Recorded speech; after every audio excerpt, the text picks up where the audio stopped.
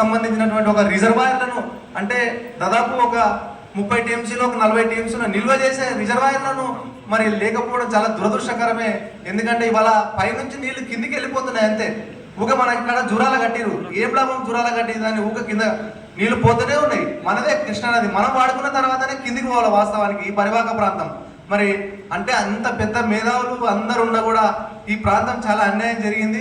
ఇప్పుడు కూడా జలదోపిడికి పాల్పడతా ఉన్నారు, చూస్తూ ఉన్నాం. మన అడిగడ్డలు నెట్టెంపాడు ఇంతవరకు పూర్తి కాలే, కాలువలు కూడా పూర్తి కాలే. ఇవన్నీ ప్రాజెక్టులు చాలా ఉట్టిగానే ఒక రాజకీయం చేస్తున్నారు అంతే. ఎలక్షన్లు వచ్చినప్పుడు మేము పూర్తి చేస్తామంటున్నారు, కానీ ఎక్కడ కూడా పూర్తి చేయలేనటువంటి పరిస్థితి ఉన్నది. మొన్న చూస్తూ ఉన్నాం ఆర్టీఎస్ మీద మళ్ళీ కర్ణాటక ప్రభుత్వం మళ్ళీ ప్రాజెక్టులు నిర్మించడానికి మొదలుపెట్టింది. దాదాపు వాళ్ళు ఒక 52 టీఎంసీలు తరలించే ప్రయత్నం చేస్తూ ఉన్నారు.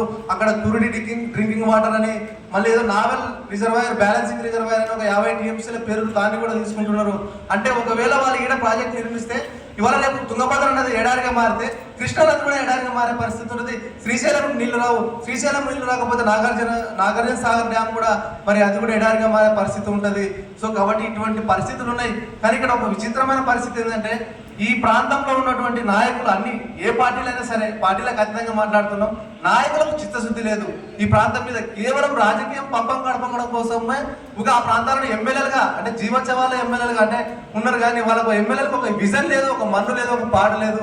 నీళ్ళు ఎక్కడ వస్తున్నాయి, ఎందుకు పోతున్నాయి, ఎందుకు వాడుకోలేకపోతున్నాం, ఎందుకు వాడుకోలేకపోతున్నాం ఒక ఆలోచన విధానం ఉంటే కదా ప్రజల పక్షాన ప్రజలకు నీళ్ళు అందించాలా, తాగునీరు సాగునీరు అందించాలని ఒక ఆలోచన విధానం ఉంటే డెవలప్ అయ్యేది ఎప్పుడో, కానీ డెవలప్ కాలేదు. అందుకే మనం వేళ్ళకేళ్ళ నుంచి కూడా బొగ్గుబాయి బొంబాయిలకు వలసల జిల్లాగా మార్చినటువంటి దుర్మార్గులు ఈ ప్రాంతంలో ఉన్నారు. మరి పెద్ద రాజకీయ నాయకులు కూడా ఈ ప్రాంతంలో మంత్రులు, కేంద్ర మంత్రులు అందరూ చేసినా కూడా లాభం లేనటువంటి పరిస్థితి ఉంది.